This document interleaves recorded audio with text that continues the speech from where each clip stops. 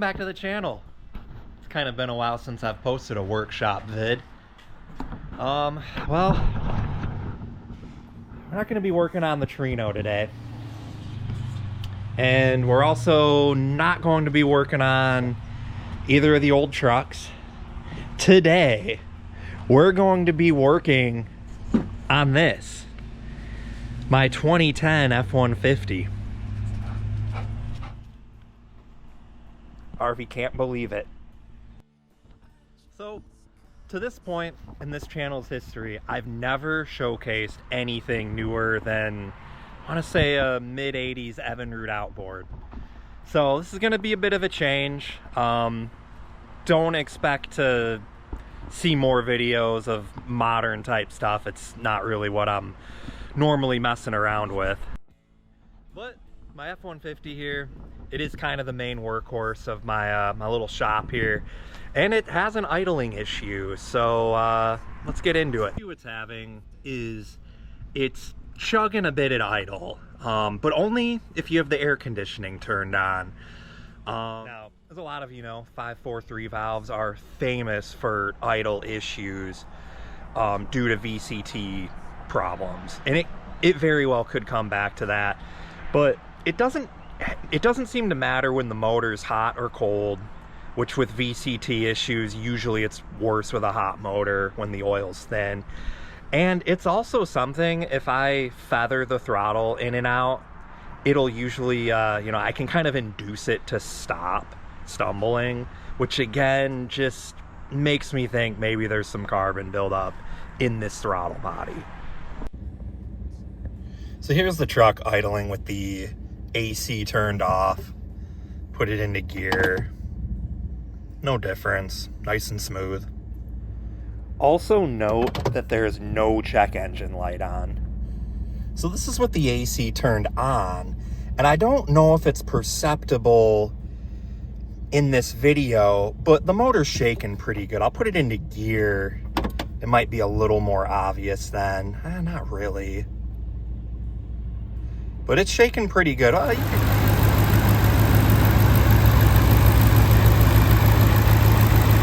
it's subtle, but you can kind of see the motor shaking a little bit. It really is something more you just feel in the brake pedal.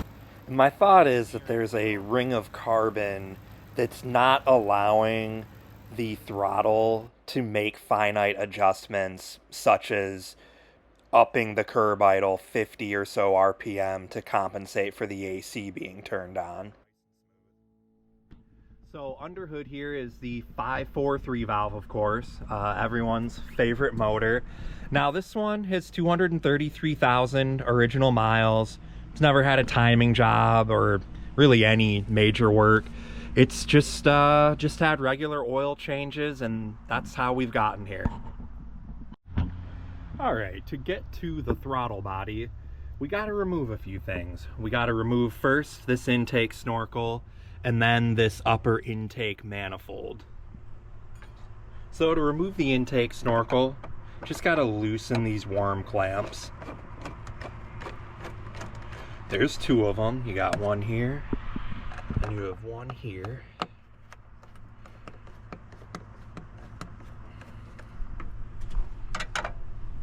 Then this should wiggle off. Might have to loosen this up a little more. All right, got that out of the way. Set that off to the side.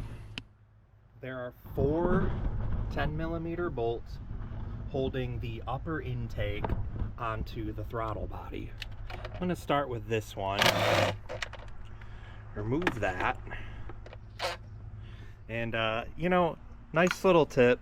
I think these magnetic trays are a very advisable thing to have for just holding screws, fasteners, little clips that can get lost.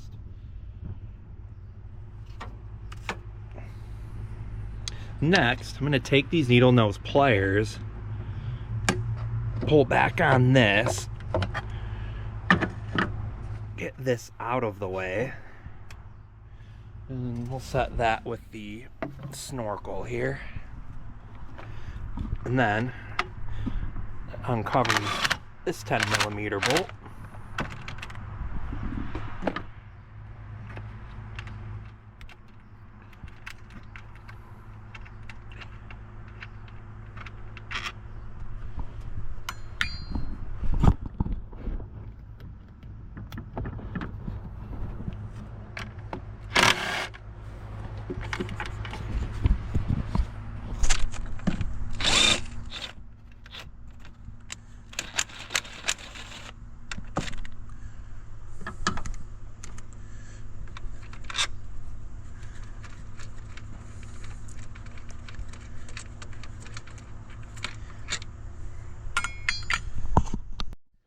So then we got to remove this PCV line, and to do that there's these locking tabs. First, pull the tab toward you, toward the front of the truck, then push it toward the intake like so, and it'll slide right off.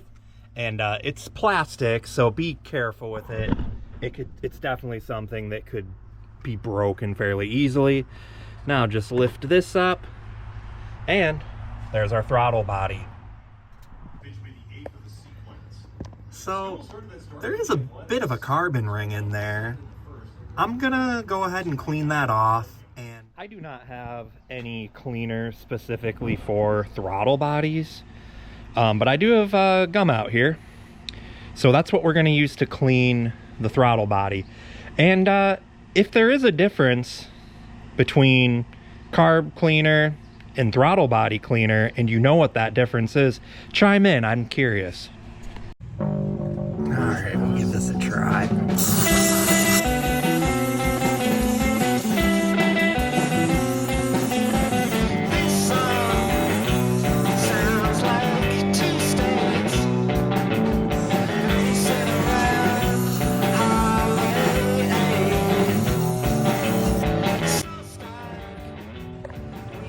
So using just a paper towel, I was able to wipe out a lot of that carbon. There's still a little streak of it in there, but it's definitely better. You don't want to press too hard on that throttle plate.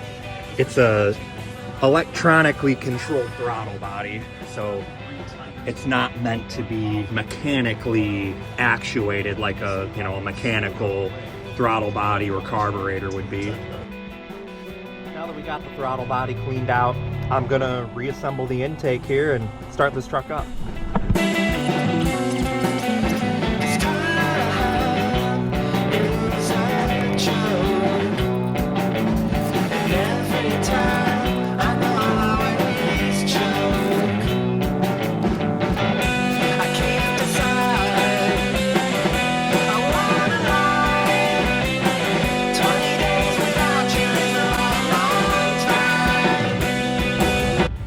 So been running for the last couple minutes. I'm gonna turn the AC on and see if it is going to continue to run smoothly for us.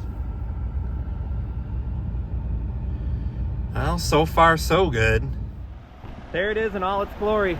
The 543 valve chugging right along. I think it's about time to take it down the road and see if it stays fixed.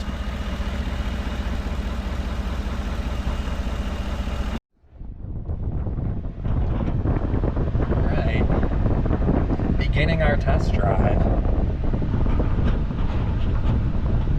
So far, so good. Got that AC on. No shaking. No shaking, no stumbling. Going down the road.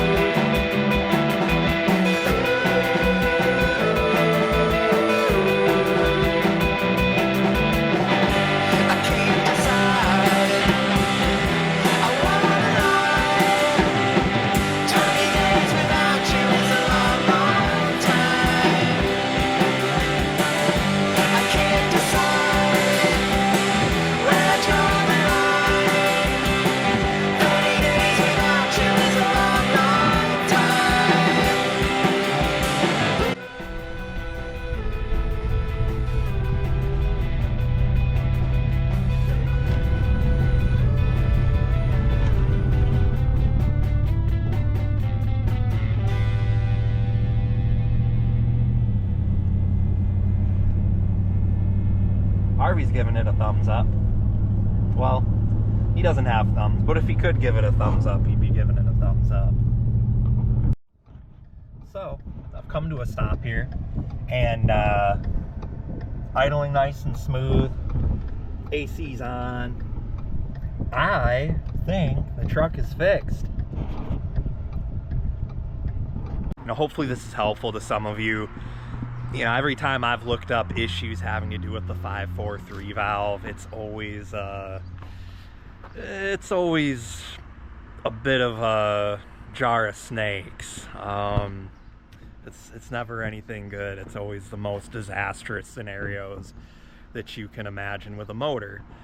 So if you're having you know, an idling issue like I was having here, and maybe it's not so drastic that it's making a check engine light come on, you know, take a look at that throttle body before, you know, buying a timing set or VCT solenoids and getting real invasive, because it could be as simple as just a dirty throttle body.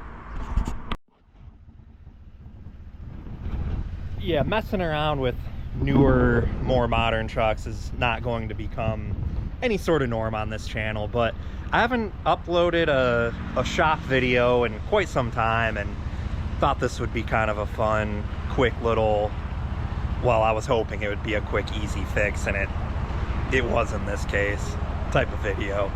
So that's going to do it for this one. Thank you all for watching, and I will see you on the next one.